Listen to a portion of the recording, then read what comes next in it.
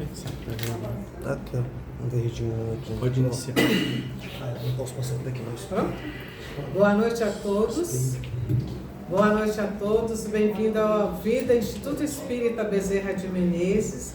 Agradecemos ao Antônio Leite, que fez a preparação do ambiente, e pedindo aos internautas que não deixem de dar o seu like através dos nossos canais de comunicação, Instagram, Facebook e YouTube. E neste momento vamos chamar nosso irmão Godofredo, que fará a leitura do Evangelho segundo o Espiritismo.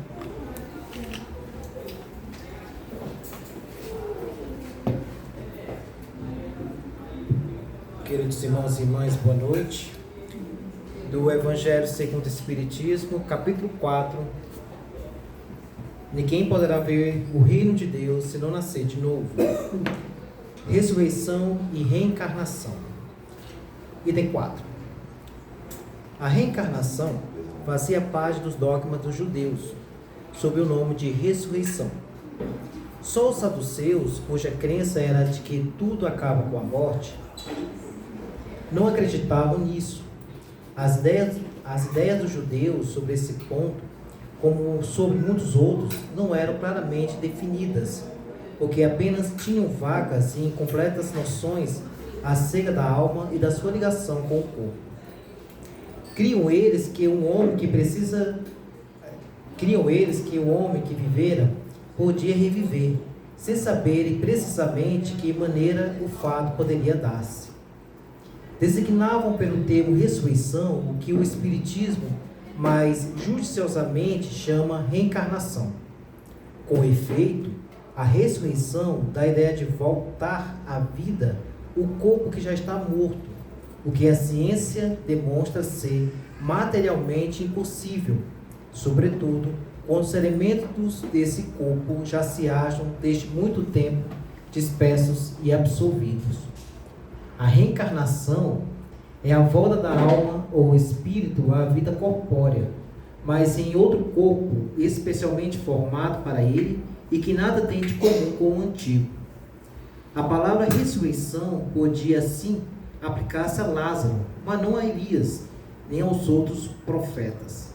Se, portanto, segundo a crença deles, João Batista era Elias, o corpo de João não podia ser o de Elias, pois que João fora visto criança e seus pais eram conhecidos.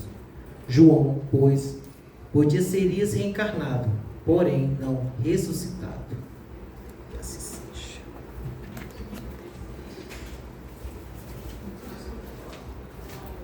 Obrigada, Godofredo. Nesse momento vamos chamar a nossa irmã Elieide, que fará a prece inicial. Boa noite a todos. Com o coração cheio de gratidão, pela música do nosso irmão. Graças a Deus. Vamos agradecer a Jesus, a Maria Santíssima, aos queridos amigos espirituais, por estarmos aqui unidos em nome dele. Jesus amigo, agradecemos pela vida, pela saúde, por tudo que nos deste, por esse ano que se inicia, Senhor. Que seja de trabalho, de amor, de fé, que não desistamos das nossas tarefas. Mas enfim, Senhor, rogamos a Ti pela humanidade inteira, pela paz, pelos nossos vizinhos venezuelanos e por toda a humanidade. Gratidão aos queridos amigos espirituais por nos acolher com tanto amor. Rogamos ao Mestre que acolha e ampare o nosso irmão na palestra da noite. Gratidão hoje e sempre, que assim seja.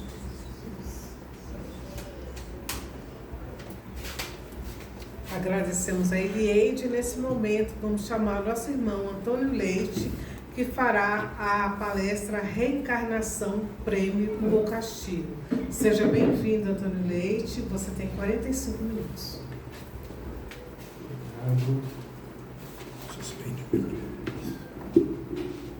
Boa noite a todos, boa noite internautas, boa noite irmãos encarnados, desencarnados, todos presentes.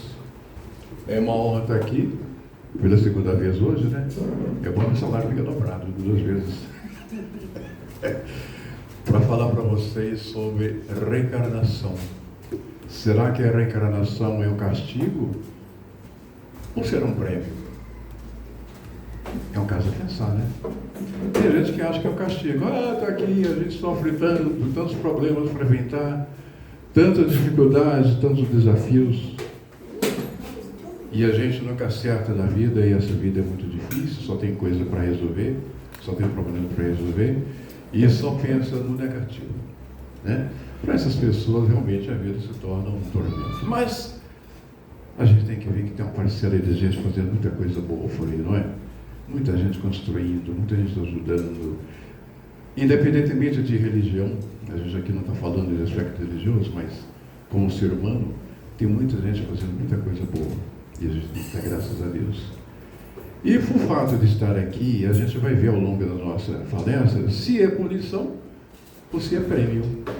Olha, para começar, no universo todo, a gente tem que partir do princípio de que não existe privilégio. Não existe privilégio para ninguém. Deus, ele não age de forma parcial. Ele não beneficia um sem beneficiar todos. Se ele beneficiar alguém, um de nós, ele terá que beneficiar todos. E aí, no planeta encarnado, 8 bilhões e 300 bilhões de pessoas, fora os que estão espalhados no universo todo, né? Portanto, ele não cuida dessa questão de ajudar fulano, ciclano, em detrimento de outro. Tudo que nós conseguimos conquistar e chegar até aqui foi esforço nosso. Porque nós estamos construindo o tempo todo o nosso presente, construindo o nosso futuro. E baseado no passado, servindo como experiência, estamos no presente construindo o nosso futuro o tempo todo. E para isso ele nos deu um livre-arbítrio, para que possamos fazer escolhas o tempo todo. Nas primeiras horas que nós acordamos, já começamos a fazer escolhas. A primeira escolha é se levantamos ou ficamos na cama. Se escovamos dente ou não, se tomamos banho ou não tomamos banho, né? Se tomamos café ou não tomamos café, se ficamos de jejum ou não. São escolhas o dia inteiro fazendo escolhas. Olha que maravilha. É o livre-arbítrio que ele nos deu para escolher. E com o uso desse livre-arbítrio, nós chegamos até aqui. Na longa caminhada que nós fizemos até para chegar até aqui. Não foi fácil, né? Porque nós começamos como mônadas, como diz Emmanuel, como mônada, e vertemos para o plano material, através do reino mineral, reino vegetal, reino animal, até chegar no homem. Nós descemos uma curva e estamos no final dessa curva, já pegando a ascendência para nos tornarmos melhores, nos tornarmos anjos, seres angélicos. Nós saímos do reino mineral, desses reinos inferiores, para chegar até ao Pai. E é isso que a gente faça. Então, para a gente falar sobre a reencarnação, nós temos que observar alguns pontos. Existe, quando Deus criou o universo, criou também as leis correspondentes para equilibrar, né? Para manter o universo em equilíbrio, porque senão viraria um caos. Um caos sem indefinidamente, né? Então ele criou, primeira coisa, evolução. A evolução é uma questão, todos nós estamos condenados a evoluir. Todos nós vamos evoluir. É uma lei universal. Ninguém ficará para trás se evoluir. Vai demorar um pouquinho? Vai. Porque quando Deus nos fez, Ele nos fez de forma todos ignorantes, no mesmo nível. E com o tempo, alguns foram avançando e outros ficaram mais ou menos para trás. Por isso essa diferença de alguém que está mais avançado, mais espiritualmente ou intelectualmente mais avançado do que o outro, e o outro um pouquinho mais atrasado. Mas ninguém vai ficar para trás. Todos. Como dizia o mestre, todas as ovelhas voltarão ao aprisco do Pai. Nenhuma ovelha será desgarrada. E isso vale não só para o planeta Terra, vale para todo o universo. Todos nós estamos submetidos à lei da evolução, inclusive os grandes espíritos. Alguém perguntaria, já dizia, será que Jesus Cristo seguiu uma outra linha evolutiva? Não. Ele também passou pelo mesmo processo encarnatório que nós. Pelos reinos inferiores, passando por planetas inferiores e chegando até nós. Só que há milhões de anos, né? Muito, muito tempo atrás. Ele está muito avançado porque ele avançou, porque ele nasceu antes de nós. É um espírito bem antigo. Mas então a evolução está todos nós condenados a chegarmos ao Pai um dia, com certeza. Isso nos dá uma felicidade, uma tranquilidade, né? Então, por que tanta pressa, por que tanta correria? Se ele vai esperar a gente o tempo todo lá, não é? Vamos ter paciência, levar cada dia um pedacinho sem tanta correria. Outro ponto interessante é o livre-arbítrio. Isso que a gente já falou anteriormente, é a nossa capacidade de escolher o nosso futuro. Quando a gente era um princípio inteligente, a gente estava ainda mergulhado como princípio inteligente, como mônada, nos reinos inferiores, não tínhamos noção, não tínhamos inteligência, não tínhamos noção de que existimos. Quando nós encontramos o nosso nível como homem, chegamos ao reino do homem, nós somos dotados do chamado livre-arbítrio. O livre-arbítrio nos dá a oportunidade de fazer nossas escolhas o tempo todo, como nós citamos anteriormente. E com ele é que nós vamos exercendo o processo da evolução. A cada encarnação, nós fazemos escolhas. Desde a nossa programação para reencarnar, nós já fazemos escolhas. Na nossa programação, nós escolhemos o país, os pais, os gêneros da encarnação que vamos enfrentar, se vamos ser bonitos, feios, né? como dizem por aí, se vamos ser ricos ou pobres, bons ou maus. Então a gente vai fazer nossas escolhas. Em qual país, em qual região vamos nascer? Quem será nosso pai, quem serão nossos irmãos, quem serão nossos amigos? E então a gente faz essa escolha desde antes de encarnar e descemos aqui. Esquecemos? Sim, mas trazemos em nós a intuição. Alguma coisa está nos dizendo qual o caminho. Porque todos nós temos em nós a noção do bem e do mal. Deus, quando nos criou, Ele nos deixou, essa essência que Ele traz, que Ele nos forneceu quando Ele nos criou, deixou em nós a noção do bem e do mal. Então, nós temos o livre-arbítrio para escolher o tempo todo. Será que estou fazendo isso, está certo? Ou será que isso está errado? Lamentavelmente, a maioria de nós estamos no nível evolutivo em que a maioria de nós opta pelo caminho errado, né? A gente opta porque a porta estreita é mais difícil e optamos pela porta larga, porque é mais fácil. Então a gente vai demorando o nosso processo evolutivo, tem que voltar outras vezes, mas a escolha é toda nossa. Está em nossas mãos o nosso futuro. Nós chegamos aqui porque em algum lugar do passado nós construímos esse futuro que estamos aqui agora. Exatamente.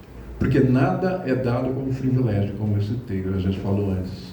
Tudo é por merecimento. Outra questão, lei de causa e efeito. A lei de causa e efeito, que os orientais chamam de karma, é uma lei em que tudo que nós plantamos, nós colhemos. Tudo que fazemos, toda ação tem uma reação, como a terceira lei de Newton, toda reação tem uma reação. E toda causa tem um efeito, e todo efeito tem uma causa. E vice-versa, né? Tanto faz. Então, tudo aquilo que nós pensamos, agimos, nós praticamos, vai ter um efeito sim. E todos os efeitos que estão acontecendo na nossa vida e no mundo e no universo são frutos de nossas ações do passado. Não tem outra explicação para isso. Ou nós acreditamos que Deus existe e Ele é justo, que Ele age através de leis, ou não vamos acreditar na lei de causa e efeito. Porque se não vamos acreditar em Deus e na sua grandeza e na sua justiça, nós vamos achar que tudo é aleatório, né? Tudo acontece por acaso, nós descemos aqui através da cegonha que um dia nos deixou, ou então moradamos no chão por acaso. E vamos viver sem um sentido da vida. Mas a partir do momento que nós acreditamos que existe um Criador que nos fez por amor e Ele criou a lei de causa e efeito, é para o nosso bem, para o exercício da justiça plena em nossas vidas. O outro ponto, aí é a lei de amor. Essa abarca tudo, porque a lei de amor, ela é exercida em qualquer parte do universo também, porque onde nós estamos trabalhando com amor, nós estamos bem. Não importa em que atividade estamos fazendo. Pode ser em casa fazendo crochê, pode fazer cozinhando feijão, fazendo uma comida, construindo um prédio, pilotando avião, fazendo coisas grandes, coisas pequenas, não importa. Tudo que nós fizermos, se for em nome do amor, estaremos bem o tempo todo, porque o amor é que rege tudo, gente. Não adianta a gente querer fazer as coisas sem colocar amor. E o amor está onde? No coração da gente, no sentimento. Nós usamos o intelecto e sentimento, as duas coisas juntas. Pensamos intelectualmente e agimos com sentimento. E o amor é exercido aqui. E por isso que Deus nos colocou aqui para a tal da reencarnação. Para que Deus nos trouxe para essa reencarnação, né? Para que aprendamos a amar. Daí a lei de amor, né? Aí a Amanda fala que Deus nos criou através de uma mônada. E eu tinha muita dúvida, mas como é que pode? Se nós somos filhos de Deus e temos a essência divina, e dentro de nós a essência divina, por que nós teríamos que descer do seio de Deus até a Terra para passar por um processo reencarnatório? Se nós já temos todo o conhecimento em nós em potencial. E ficou essa dúvida, eu pesquisei aqui, pesquisei ali, e aí um professor chamado Laércio Fonseca, ele lançou uma ideia genial, e eu achei essa ideia, olha, uma explicação assim plausível para explicar por que nós temos, como espírito, que somos mônadas divinas, temos que descer para o plano material para passar por todos esses processos. Por que isso é necessário? E ele disse o seguinte, ele utilizou uma analogia da semente. Está vendo aqui? Isso aqui é uma semente de uma mangueira, né? Dentro dessa semente aqui, existem todas as informações genéticas de uma árvore que um dia vai crescer e vai gerar frutos. Tem outra semente também, aqui tem uma semente, não importa o tamanho, outra sementinha, essa aqui de feijão. Dentro dessa sementinha de feijão aqui, existem todas as informações genéticas, informações necessárias para o desabrochar de um pé de feijão que vai produzir feijão amanhã e vai produzir muito alimento, né? E o Brasil está de parabéns, né? Na agricultura, produzindo tantos alimentos. Começando pela semente. Então, ele fala, essa semente, para ela produzir como árvore, crescer como árvore, ela tem todo o conhecimento aqui, as informações são todas aqui, mas são informações teóricas, ela não tem experiência de vida, essa semente, está apenas em potencial, o conhecimento que ela tem, para ela desabrochar, para ela, o que Deus quer, que essa semente desça para o reino material, e através do nascimento de vários processos reencarnatórios, essa semente vai crescendo, aprendendo, se individualizando, germinando, e vai um dia desabrochar e se tornar uma grande árvore que vai dar frutos. E assim somos nós. A mônada desce do Pai, aqui é a mônada, vamos dizer que isso aqui é a mônada, desce do Pai, verte para o reino mineral, reino vegetal, reino animal, e desabrocha no homem, com experiências. Essa árvore que vai nascer, essa mangueira que vai nascer, ela vai pegar a experiência o tempo todo, porque dentro dela há um princípio inteligente, que nós estudamos na doutrina, o princípio inteligente está aqui, está na árvore. Ela vai sentir as dores da vida, da reencarnação, que é estar aqui encarnado, porque ela vai sentir os efeitos do vento, do sol, do frio, do calor, de todas as intempéries inerentes ao planeta, ao processo do planeta, né? Mas ela está adquirindo experiência. Todos os processos que ela passa, ela está agregando em si mesma, no princípio inteligente, conhecimentos que ela vai utilizar na frente quando ela passar por um reino animal. Pronto, que ela precisa passar por isso aqui para aprender.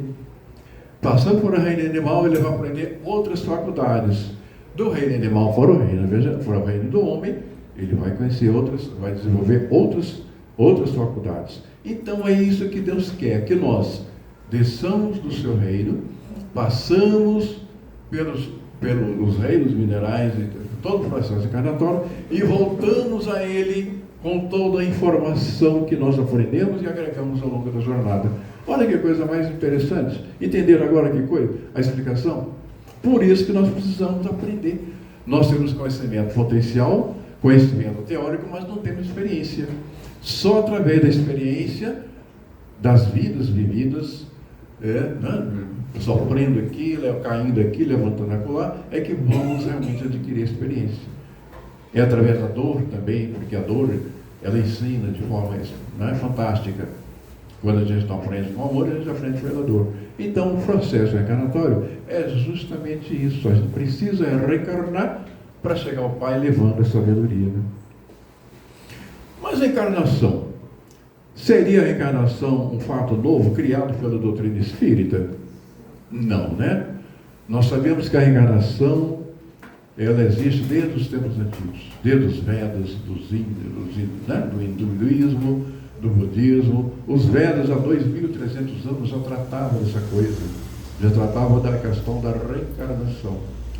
Buda já tratou da reencarnação também, através dos seus ensinamentos. Então, o budismo e o hinduísmo, o jainismo, são culturas orientais que eles já entendem, já estudavam, mesmo muito antes do cristianismo, a questão da reencarnação. Eles entendem a encarnação como roda de samsara. O que é a roda de samsara? Lá ele diz que nós nascemos entrando na roda de samsara. Essa roda gira. Enquanto a gente não evoluir, não adquirir a total sabedoria, o ensinamento integral de todo o conhecimento, aprender a amar de forma incondicional, nós estamos ainda presos à roda de samsara. E assim, dentro da doutrina espírita, nós entendemos que enquanto nós não obtivermos todo o conhecimento necessário, a forma íntima, como espírito imortal, nós vamos ainda permanecer encarnando. Só vamos sair do processo encarnatório quando aprendemos, não tivermos mais necessidade de encarnar, não é mesmo? Por isso estamos aqui. Nós só estamos aqui hoje porque a gente tem que acertar muita coisa que a gente não aprendeu no passado. É uma escola, né? A Terra é uma escola que nos ensina o tempo todo, por isso que estamos aqui. Né? Então, nós vamos concluir que então, a reencarnação não é algo novo trazido por Kardec. Kardec, aqui no mundo ocidental, que a coisa era meio diferente, a cultura do mundo ocidental é diferente da cultura oriental, ele fez um estudo metódico sobre a reencarnação. Ele codificou, juntamente com os espíritos, com a explicação dos espíritos, ele foi, pesquisou, perguntou, colheu várias informações e codificou a doutrina espírita, e dentro do corpo da doutrina espírita, o tema reencarnação.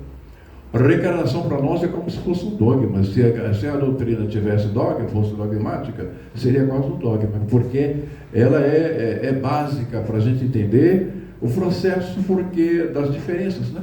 Porque tanta dor, porque tanto sofrimento, porque alguém é mais feliz do que outro, porque um nasce perfeito, o outro nasce com defeito.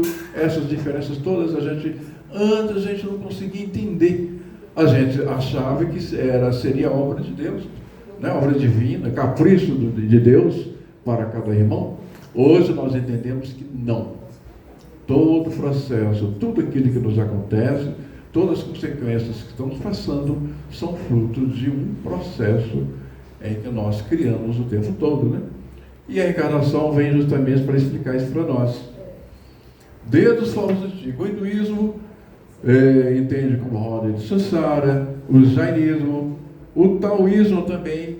O taoísmo entende de outra forma. O taoísmo já entende que a vida, ele não se preocupa com a vida futura. O taoísta, ele se preocupa com a vida presente. Vamos viver o fluxo da vida. O importante é viver o momento, agora, não importa o passado nem o futuro. No catolicismo, O catolicismo também não acredita na questão da reencarnação, né? Dizem alguns, tem uma versão que fala que o catolicismo teria aceitado a reencarnação até o segundo concílio de Nicéia, mas isso aí não tem provas, não tem documento que comprove se isso realmente aconteceu. Tanto é que a Igreja Católica ela também não aceita a reencarnação. A Igreja Católica, aqui nós não estamos fazendo juízo de valor, não, gente. Nós estamos constatando um fato histórico. É uma realidade, né? E vamos respeitar os nossos irmãos católicos, que a maioria de nós somos católicos, viemos, né? Do catolicismo, do protestantismo, de outras vertentes religiosas. Estamos aqui apenas comentando. Mas a questão é a seguinte: o catolicismo acredita que nós temos uma vida só, né? Ele não acredita que a gente tem outra que volta de outras vezes. Que nós temos uma vida só, nascendo a nossa consciência, nasce com o corpo e morre com o corpo. Aquele que tiver pecado, ele será condenado a ir para o inferno ou para o céu. Então, não há remissão. Mas aí tem o Cristo, ele utiliza o Cristo que morreu na cruz para salvar os pecados nossos, né? Mas se a gente não fizer essa entrega, não tem como a gente voltar.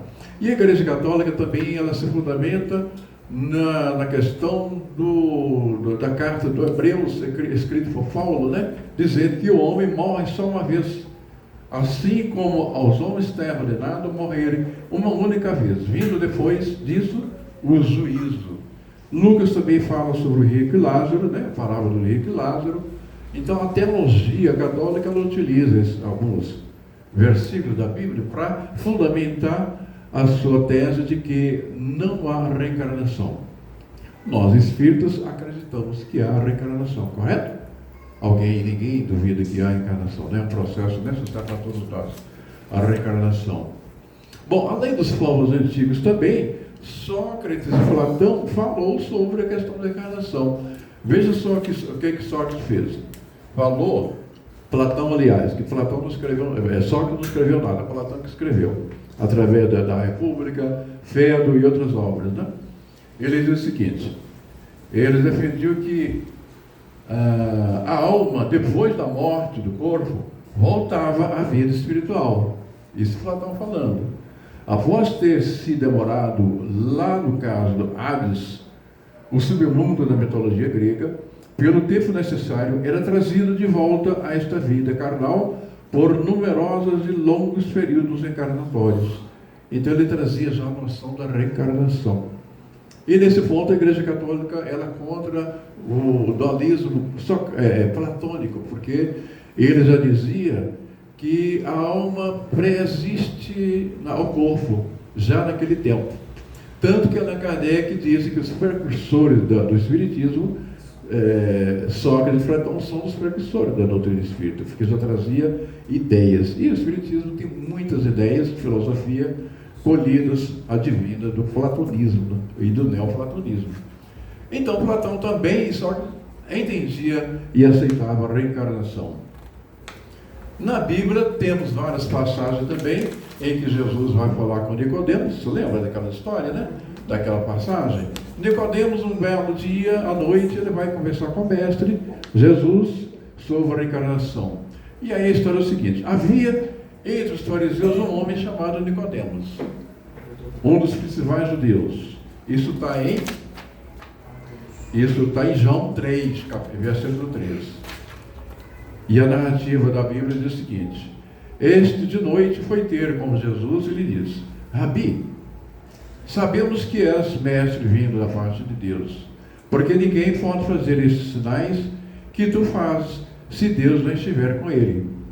A isto respondeu Jesus: em verdade, te digo que se alguém não nascer de novo, não pode ver o reino de Deus. Continuando, perguntou Nicodemos: como pode um homem nascer sendo velho? Era uma dúvida que ele tinha, né?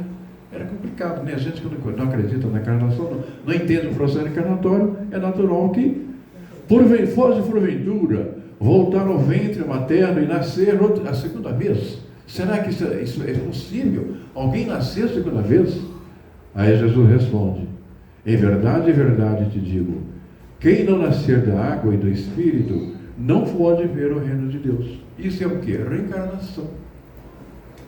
É a volta do Espírito nascendo através da água, né? Que é o ventre da mãe, que é água, o líquido amniótico.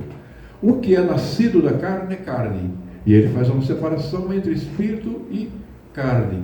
O que é nascido da carne é carne, e o que é nascido do espírito é espírito. Então, para não confundir as duas coisas, algumas religiões acham que o corpo que é importante, mas o corpo físico tem primazia à alma, porque é o corpo que vai ressuscitar um dia na sua glória e vai viver eternamente. Tem religião, a grande parte do cristianismo ainda acredita nesse fato, né? Que o corpo que é importante, né? É o corpo que vai um dia ressuscitar e ser glorificado, e esperando que o Mestre Jesus venha ressuscitar aqueles bons espíritos, aquelas boas almas que vão ressuscitar em corpo físico. Vamos respeitar quem pensa dessa forma, só que Jesus já dizia em outro trecho, na própria Bíblia, que a questão da reencarnação. Então, a encarnação é um fato já discutido por povos antigos, todos nós já conhecemos isso, mas nem todo espiritualista acredita na reencarnação. O que é espiritualista? Espiritualista é aquela pessoa que acredita numa vida além do corpo físico. Nós somos, além de espiritualistas, nós somos espíritas, né? Mas nem todos os espiritualistas acreditam na reencarnação. Eles não admitem que é uma encarnação. Por que a reencarnação é um fato muito difícil? Por quê? Veja bem, você pode até aceitar que existe vida após a morte, né? A vida preexiste, além da morte. Mas, ao pensar que você um dia poderá nascer em outro corpo como escravo, como pobre, quem é o rico, qual o rico da classe média rica que vai aceitar nascer numa condição inferior? Isso é inconcebível na mente das pessoas, elas não conseguem conceber. A maioria de nós não consegue entender e aceitar a reencarnação, porque é um fato muito complexo para aceitar. Daí, muita gente não acredita na reencarnação. Quando Paulo saiu para pregar o seu evangelho nos gentios, ele chegou até em Atenas. E chegando em Atenas, todo mundo aceitou a questão do Cristo, né, o renascimento do Cristo, a unção e a grandeza de Jesus e seus mandamentos. Quando ele falou da tal da reencarnação, ele foi expulso. Foi expulso? Não, aqui ninguém vai aceitar esse negócio, não. Eu não vou aceitar nascer pobre, ou eu não vou aceitar nascer como escravo. Não, ele não aceitou, pronto. Ele não passou a questão da reencarnação e ele saiu daí sem saber o que é a reencarnação, né? Ou não aceitou. E a reencarnação? Existem vários tipos de encarnação, né? A primeira delas é aquela encarnação de provas. A reencarnação de provas é a maioria de nós. Nós estamos aqui pela maioria por essa questão de provas. O que são isso aí? A finalidade da encarnação de provas é testar virtudes, enfrentar desafios, corrigir tendências negativas, fortalecer o caráter. A maioria de nós estamos aqui porque nós tivemos condições de preparar a nossa encarnação. Essa chamada encarnação de provas. Quando foi feita essa programação antes da nossa encarnação, fomos chamados: olha, está na hora de você voltar para encarnar, que você já está há bastante tempo aqui no plano espiritual, está chegando o momento de você passar por outras lições, outra aprendizagem. E você então é chamado para entrar na fila da encarnação, vai escolher o pai, vai escolher a mãe, vai escolher o ambiente que vai nascer, o gênero das provações da sua reencarnação, e você tem possibilidade de escolher. Essa é chamada provação, a encarnação de provas. Ela serve para quê? Situações difíceis de origem de superação, convivência com pessoas desafiadoras, limitações físicas, emocionais e sociais, e ele vai enfrentar oportunidades de escolhas morais importantes para a sua vida. É como uma prova escolar, não é castigo, é avaliação de crescimento. Você está lá no plano espiritual, já passou 50, 60, 100 anos lá, numa boa, né? Lá é tudo mais fácil, mais tranquilo, as provas são bem mais fáceis. Então chega um momento que ele tem que voltar aqui para a arena, porque a coisa acontece aqui, né? Como diz o outro, o bicho pega é aqui, né? A arena, para o jogo, para valer, é aqui. E a Terra é um dos planetas singulares aqui no quadrante da nossa galáxia, segundo os estudos, segundo os espíritos superiores. É um planeta em que existe muito contraste. E aqui, porque tem muitos planetas no sistema nosso, em que muitas civilizações desenvolveram o intelecto, né? E não desenvolveram a parte moral. Aqui na Terra, nós enfrentamos duas coisas. Nós estamos já enfrentando de cara a questão do intelecto, desenvolvimento intelectual, e a questão moral. Duas coisas que temos que enfrentar. Daí, a Terra se tornar um planeta singular, um planeta sui generis dentro do nosso quadrante, dessa galáxia aqui. E dizem eles que tem uma fila imensa de espíritos querendo vir aqui, porque o desafio aqui é muito grande. E realmente a batalha aqui não é fácil não.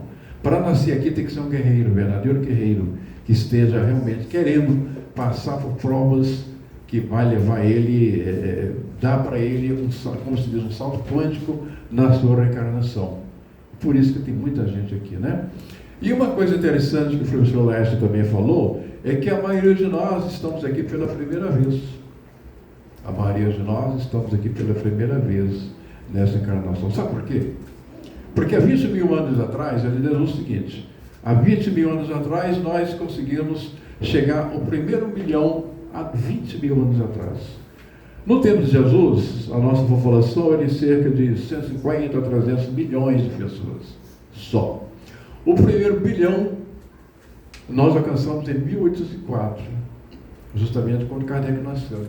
Nós atingimos, segundo paleontologia e arqueologia, primeiro bilhão em 1804. Daí, a coisa cresceu.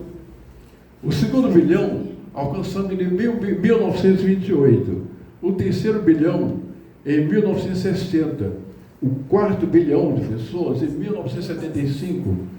5 bilhões em 87, 6 bilhões em 99, 7 bilhões em 2011 e 8 bilhões em 2022. Então, vocês verem que onde estava esse pessoal todo que veio de lá para cá? Vocês vão ver que a afluência de espírito para cá, eles começaram a vir, a acontecer depois da Revolução Industrial. Porque aí eles verificaram que haveria progresso, a ciência ia desenvolver, houve muitas descobertas, o capitalismo se formou, deu condições para a Revolução Industrial acontecer, e essa Revolução Industrial, ela está acontecendo até hoje. Daí interessou-se muitos espíritos espalhados pela galáxia, se inscrevendo para vir para a Terra. Porque, veja bem, onde está esse pessoal que está encarnado aqui? 8 bilhões e 300 milhões de pessoas hoje. E a previsão é que para 2030 seremos 8 bilhões e meio, para 2050 9 bilhões e 2100 100 bilhões de pessoas no planeta todo. Alguns países vai diminuir, a China vai reduzir pela metade, o Brasil vai reduzir, quando chegar a 2100, a previsão é que vão chegar a 153 bilhões só. Quer dizer, o Brasil vai diminuir. Devido à taxa de natalidade, menos 2%, né? A taxa de crescimento 2%, a tendência dos países é diminuir a população. Então, os países que mais vão crescer vai ser os países asiáticos, né? A China vai reduzir, tanto que estava até hoje mesmo tem uma reportagem da China, que ela aumentou o imposto sobre preservativos, para ver se as pessoas deixam de comprar preservativo na China, para ver se a população aumenta lá. Porque eles não querem ter criança não, né? Então a tendência é da China reduzir, vai aumentar na Argélia, a Índia já é o maior país já populoso do mundo, né? E outros países do sul da Ásia, e o Brasil vai diminuir. Os países mais desenvolvidos, a Europa vai diminuir bastante, tanto que chega a 2100 seremos seremos 10.300 bilhões. E onde estavam esses pessoal, esses espíritos que chegaram? Estavam espalhados na casa do Pai. Jesus não falou que na casa do Pai tem muitas moradas? Exatamente. Eles estavam em outros planetas, desenvolvendo, passando pelo processo reencarnatório e se inscreveram para desafiar, enfrentar o desafio que está na Terra aqui. Então nós que estamos aqui agora, nós temos agora uma encarnação maravilhosa. Maravilhosa. É uma encarnação importantíssima no processo evolutivo nosso. Nós estamos aprendendo hoje algo que não aprendíamos na Idade Média. Vamos fazer uma comparação hoje com a Idade Média. Como é que era o processo da Idade Média, né? Era muito mais lento. Hoje nós temos muito mais desafios, muito mais informação disponível. Então, nosso processo evolutivo, quem souber aproveitar hoje, ele vai dar um salto quântico no seu processo evolutivo. Porque o planeta Terra está evoluindo. Tudo no universo evolui. O planeta Terra também está evoluindo e toda a galáxia está evoluindo também. E todos nós vamos ter que evoluir, vamos ter que acompanhar essa evolução, porque o planeta nosso, que é um organismo vivo, vai passar por um processo evolutivo, que é planeta de regeneração. Nós vamos mudar provas e expiações e entrando em regeneração. Outros tipos de encarnação, expiação. Nós falamos da encarnação de provas, né? E agora vamos falar de expiação. Ou compulsória. A expiação são encarnações em que nós viemos para reparar coisas que fizemos no passado. Aí é barra pesada mesmo. Vem para, olha, ou você vai, paga, repara, porque lei de causa e efeito, ela não perdoa ninguém. E são experiências destinadas a reparar erros do passado. A finalidade é reequilibrar a consequência de ações anteriores, desenvolver empatia e responsabilidade, transformar padrões negativos. Nós temos muitos padrões negativos. Yang já dizia isso, a questão do nosso sombra, do nosso lado sombra, né? Nós temos o nosso lado luz, o nosso lado sombra. E nós temos muita negatividade. Estamos aqui para reparar, apagar essa negatividade. E daí vivemos como expiação. Os desafios intensos e específicos, às vezes nós enfrentamos situações, olha, terríveis, né? Terremotos, doenças, câncer, pobreza, desafios aí terríveis. São provas, são provações, expiações.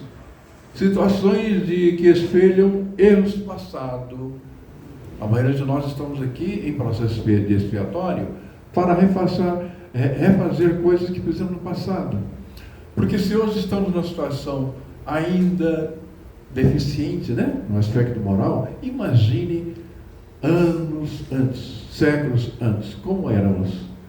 Quando a gente assiste esses filmes que retratam a Idade Média, ou antes da Idade Média, mesmo depois da Idade Média, o que retrata só guerra, incêndio, matança, aquela sujeira, falta de sanidade, falta de tratamento sanitário, era uma dificuldade tremenda. E a gente era ruim, e a gente achava que a morte naquele tempo era uma coisa natural, como matar um animal, um irmão nosso. E hoje nós evoluímos muito, porque hoje já não fazemos mais isso, né? Aqui ninguém faz isso mais. Nós estamos já no processo que alcançamos através do esforço. Então, outro tipo de encarnação, a encarnação de missionária. Tem espíritos que já evoluíram, chegaram a um ponto evolutivo, que querem encarnar aqui para ajudar nós, né? E ele pode vir como professor, um cientista. Ele pode vir como um irmão nosso que nasce na nossa família. Às vezes ele pede para, olha, eu quero nascer naquela família para ajudar fulano esse crânio. E ele nasce naquela família problemática e ele está ali. Ele sabe que tem que fazer alguma coisa, tem que fazer a diferença. E ele é a missão dele ajudar aquela família. São encarnações missionárias. Vamos dizer, Chico Xavier, Bezerra de Menezes, Eurípides Massanudo, né? Jesus, Buda e outros mais aí que a gente conhece na literatura espírita, que vieram para fazer a diferença do nosso país. Grandes cientistas que vieram trazer. Leonardo da Vinci, por exemplo, era um missionário que trouxe tanta coisa para nós, né? Esses grandes cientistas que estão trazendo a tecnologia, né, a riqueza para o progresso da humanidade, são espíritos missionários que vêm para realmente praticar a missão. Outros tipos de encarnação, bom, então ele é missionário. Ajudar coletivamente, ensinar, inspirar, curar e liderar. Os grandes líderes que conduzem uma nação, eles vêm como missão. E, infelizmente, esses nossos irmãos, né, descaminham para outros interesses do poder. Quando o poder, né, sobe na cabeça, a gente perde o nosso controle e acha que nós temos que adquirir o poder, e o dinheiro, e a riqueza, e aí nós nos perdemos. E a missão dele acaba se complicando, né? Mas, a princípio, eles vêm como líderes, como missionários, para conduzir uma nação. Outro tipo de encarnação, a reencarnação compulsória. Essa é difícil. Por que compulsória? Ele é obrigado a vir. Chega um ponto que o espírito está numa situação tão difícil no plano espiritual, porque no plano espiritual nós temos os planos umbral médio, umbral divide em subplanos, umbral médio, umbral grosso, e as trevas. E nos planos superiores que vão até, né, o centro de estudos avançados. O nosso lar, por exemplo, está localizado no umbral médio.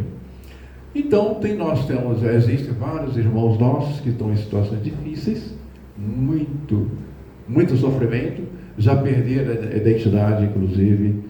Nas salas mediúnicas nós temos como testemunha nossos irmãos que chegam em situações desesperadoras. E esses irmãos, então, são aconselhados, são conduzidos para a encarnação compulsória. Existem aqueles irmãos que se tornaram, né, homoides devido ao monoideísmo, ideias muito recrudescentes de ódio, de apego, de vingança, e perderam a sua forma perispírita, o seu corpo perispiritual, e se tornaram homoides. Eles são obrigados a renascer, são encarnações compulsórias. E eles nascem, e às vezes a encarnação eles são amortados, depois renascem de novo, até readquirir o perispírito para continuar a sua reencarnação. Existem aqueles irmãos que não têm condições de escolher as suas provações, nem participar da sua programação reencarnatória. Então é indicado para ele uma equipe para dizer para ele: olha, você vai ter que passar por isso, e ele vem e às vezes não tem nem noção por que está passando por aquela situação. São aqueles irmãos que atentaram contra a própria vida, né? A gente não pode falar na palavra, né? Aqueles que atentaram contra a própria vida, aqueles outros que foram praticaram grandes delitos, aqueles que se corromperam muito, contraíram o seu karma, contraíram o seu perispírito através de ações deletérias, e eles chegaram ao ponto, estão numa situação no plano espiritual que não tem condições de escolher a sua encarnação. Então eles são conduzidos por uma equipe, né, de benfazejos, de espíritos cuidadosos, que conduzem para ele por uma encarnação compulsória. E bem-aventurado aqueles irmãos que recebem esses outros que vêm em situação compulsória, né? Porque em nome do amor se constrói um futuro bem melhor, né? Então, bem-aventurados aqueles irmãos que recebem esses outros que vêm numa situação como essa. Então, as encarnações a reencarnação compulsória costuma ser usada para descrever a ideia de que o espírito pode renascer sem escolher conscientemente as condições da sua vida. Em vez de decidir, ele seria conduzido a uma nova encarnação por necessidades evolutivas, por consequências de suas ações passadas ou por desequilíbrios que precisam ser trabalhados. Então, com isso aqui, a gente vai chegar à conclusão de que a reencarnação não é privilégio nem punição. É uma oportunidade que nós recebemos para aprender, para reparar. Quantos de nós, no programa reencarnatório, escolhemos a vir aqui não com tanta beleza física? Não, eu quero encarnar. André Luiz fala muito nisso, né, nos livros dele, que tem irmãos nossos que, ao programar sua encarnação, ele prefere vir com uma aparência inferior à aparência que teve no passado, porque em outra encarnação ele era bonito, tinha uma aparência muito boa, mas não soube utilizar a sua aparência, utilizou para a vaidade, para humilhar os outros, né? Para causar danos para os outros, para si, para os outros, e ele prefere então, numa outra encarnação, um tipo de encarnação em que não seja muito favorecido pela beleza física. Outro que foi rico, não soube utilizar a sua riqueza, do patrimônio que foi dado para ele administrar. Se ele veio rico, cuidado para ele foi dado para administrar um patrimônio fabuloso, gerar emprego, ajudar outras pessoas através da riqueza, porque a riqueza ela é necessária para trazer progresso. Ele não soube utilizar aquela riqueza, ele utilizou para si próprio, acumulando e não ajudou ninguém. Em outra encarnação, porque quando ele chega no plano espiritual, ele acorda para essa coisa toda, né? Tudo que ele fez, ele revê e a sua visão amplia de uma forma espetacular. E ele tem consciência de tudo que fez. Porque ao chegar lá, ninguém vai julgar ele. Não existe Deus que vai julgar, olha, você vai para cá, você vai para cá. Não. O juiz somos nós mesmos, a nossa consciência. O patrimônio nosso mais valioso é a nossa consciência. É ela que vai nos julgar. Não precisa ninguém dizer, olha, você errou, você fez isso, agora você está aqui, tá. Então, é isso, gente. Tá? A reencarnação, nós concluímos então que não é castigo, é uma bênção, é um presente dado pela espiritualidade para o nosso crescimento, para a nossa aprendizagem.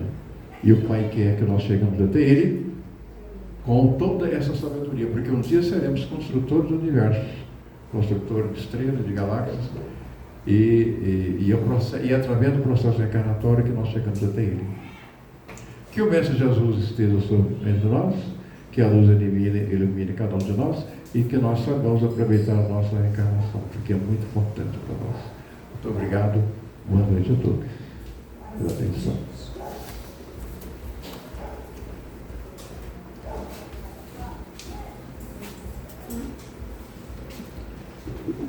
Agradecemos ao Antônio Leite, agradecemos a todos os internautas, não deixe de dar seu like, e agora vamos para a prece final com o Fabrício.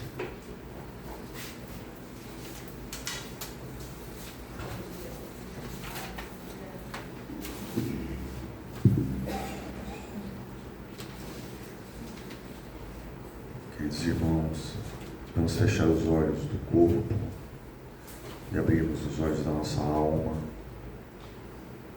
Em primeiro lugar, para agradecer a Deus, nosso Pai, e a Jesus, nosso Mestre, simplesmente pela oportunidade da vida. Agradecer pelas benesses que temos diariamente, a nossa família, nosso trabalho, nosso cobertor, nosso alimento, as nossas dificuldades, porque é por intermédio dessas dificuldades é que somos pessoas melhores, somos obrigados a praticar e a vencer cada dificuldade pelo aprendizado da dor, que é um santo remédio.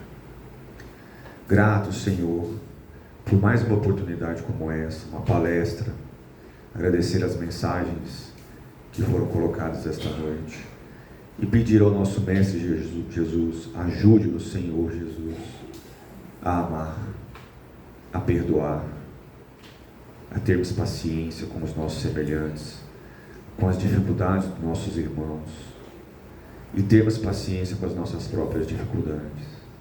Abençoa, Senhor, esse ano que está entrando com muita perseverança, com muita paz, com muita luz e com muito amor no coração de todos nós. Uma semana abençoada para todos.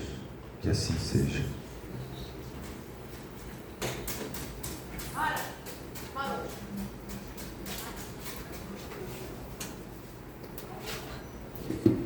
O Instituto Vida agradece a todos que estiveram nos assistindo. Não deixe de recomendar essa palestra a outras pessoas E estaremos no próximo sábado com a graça de Deus. Tenham todos uma boa noite, que a paz e a luz do nosso Mestre amado Jesus estejam com todos.